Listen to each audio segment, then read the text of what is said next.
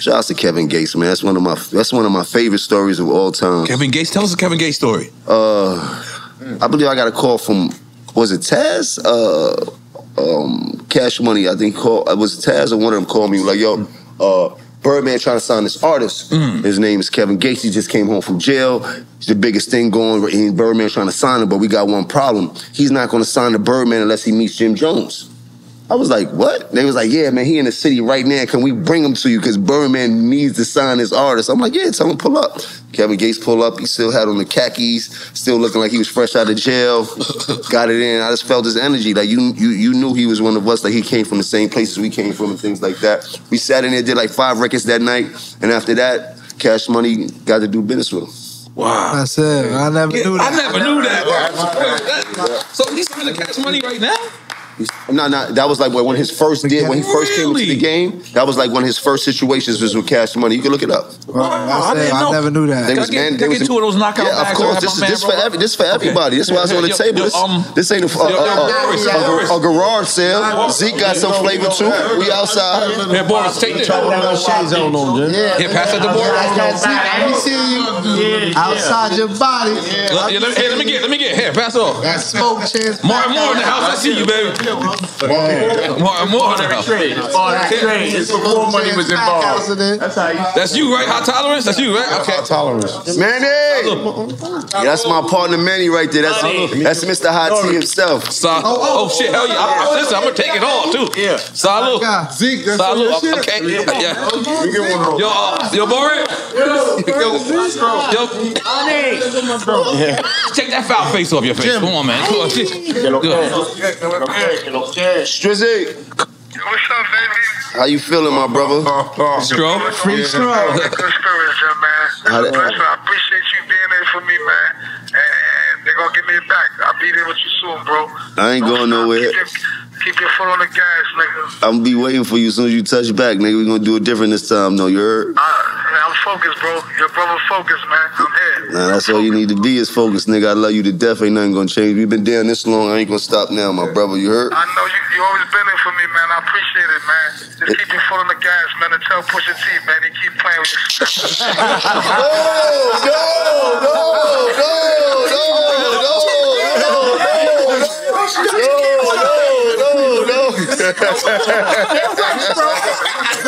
Oh man, I love you to death. I love you to death, Stro, man. Nah, we coolin', man. Yeah. It's cancer season. It's cancer season, nigga. You know what it is, nigga. I said it's cancer season, nigga. Real. I know, man. Keep doing what you're doing. No, I'm just that. Love you back, your brother right here. Yo, what's up, bro? We love you, baby. Big Stro. Yeah. We smoke a knockout all day, bro. We gonna knock ourselves out today with Jimmy, man. We love you, bro. I need some food. Somebody need food. Stro's lit. So what were we talking about before? What was we saying? We talking about different. I was a Soulja Boy before, so we talking about Kevin Gates. Yeah, Kevin Gates. There's a lot of stories like that. Like, what's the dude that sing Day and Night? Kid Cudi. You know I just spoke to him the other day. You know how he got it started? No. Dudes wanted to direct a video for me at the time, and I was like, shit, let me see some of the videos y'all direct. So they came to my studio, played the video they directed. The video they directed was Day and Night with Kid Cudi, and he was on a roof looking crazy and shit like that. I'm like, I'll let y'all do the video if you'll tell his kid, give me his beat so I could do the remix, so I could remix his record. Whoa! They was that like, shit was bold. Yeah. So did the video, remixed the record, just put it up on the internet. That shit was Somebody crazy. ripped it off the internet from Hot 97, and they started playing it at Hot 97, and that's how Kid Cudi ended up getting this deal, and they cut me out the deal because he was signed to, I forgot one of them DJ Cassidy or A-Rex or whatever, one of them dudes and shit like that. That's one of your most played records, right? That you Yeah, jumped on that remix. that record. Yeah. That was a mistake. Yeah, because me from the outside looking in, I thought he had the deal. It was lit, and then you jumped on it after. No. He didn't have no deal. He was working in the rock and roll store under Koch Records. He was a nobody. He wasn't even thinking about a deal. He just was working on his craft and he was working in a rock and roll store. He always was. I used to see him all the time. Always wear slim jeans. He worked under Koch. That's the craziest thing. Wow. He didn't know who he was, but I used to go in the store and buy these bottle cap belts all the time. Yeah, I remember. And he used to help me out with all the rock and roll clothes and shit like that. And then when they showed me the video, I'm like, I know this kid. They're like, yeah, he's working it. And I just did the video. That's I mean, crazy. like nothing, nobody. Like, you did like it just that was the path that God had for him. Like you about to go on right now as soon as Jones do this record, and after that, out of here. Did he come thank you? I don't really get into too many thanks and shit like that. I'm cool with it and shit like that. I'm cool with it. Another one is Meek. I was just happy to be a part in the very beginning when Meek was trying to get his deal and things like that. They what with T.I.? Meek Mills? Yeah, because remember he was signed to T.I. first, right? I don't remember him being signed to T.I., but I'm gonna tell you the story that I had with him. They was bringing him up to my studio in Manhattan, like every week. Like I was seeing Meek a lot. Like just he was trying to figure out what he was doing and shit like that. He was always coming up to New York and come to the studio. And then one day we just having a conversation and shit like that. And he was talking about, I don't even know if he remembers this. I got this all on footage too and shit like that. We was having a conversation and he was telling me about he in the midst of getting a deal. And he got a lot of people offering him situations, labels and all that. So at that time, I was kind of in the midst of my way out of the music. Like I was disgusted with it. I really didn't want to be bothered with it. I didn't know where I was at, like, you know what I mean, for myself. So I was like, in my mind, I was like, I can never try to sign a person like Meek at that time and don't have a direction for myself and things like that. This is what I'm thinking internally. So I was asking him, like, so who you got on the table and things like that? And I can't remember all the labels, but I do remember he was like,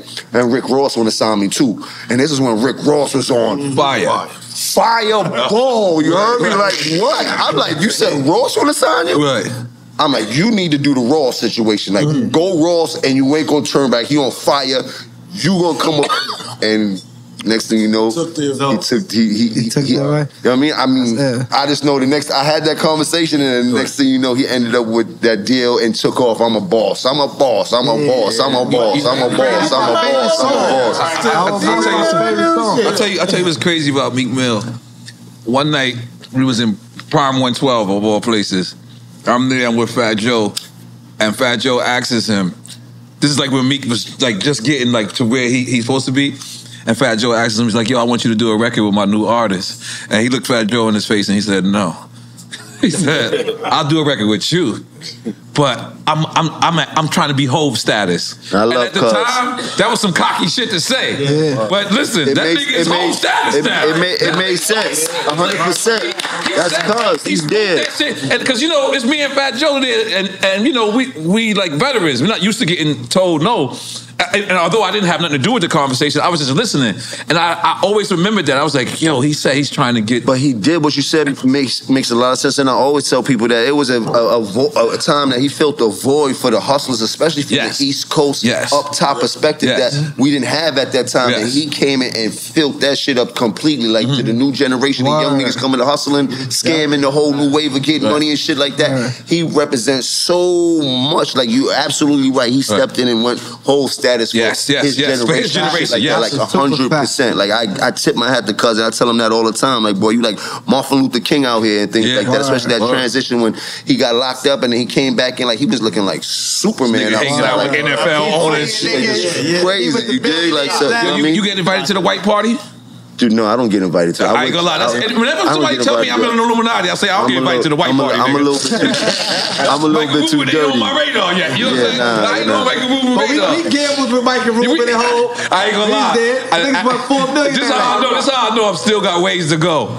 I see Michael Rubin after that, right? They was gambling. The nigga said, "Yeah, you Jay-Z friend, right?" I said, "Damn, nigga got reduced to Jay-Z friend." Nigga didn't even say Nori. So look at that. And this is the reason why I be having conversations with people like, we have enough power to do our own white party. Right. Why and no disrespect You having your to white weekend Michael right now. Rubin, and this is not about that. It's about the power that we have that he's tapping into because he know we have that power. We need Diddy to come back out. You heard? We need Diddy to come back out. The black party. The black Let's do the party. black party. The black party. But it's not even about a black or white thing. It's just that we have the power to do the same type of things that we see and we are in an elite group of people. You heard? Like, so it should be no problem for us to but our problem is it's so hard for us to come together and do things together of that.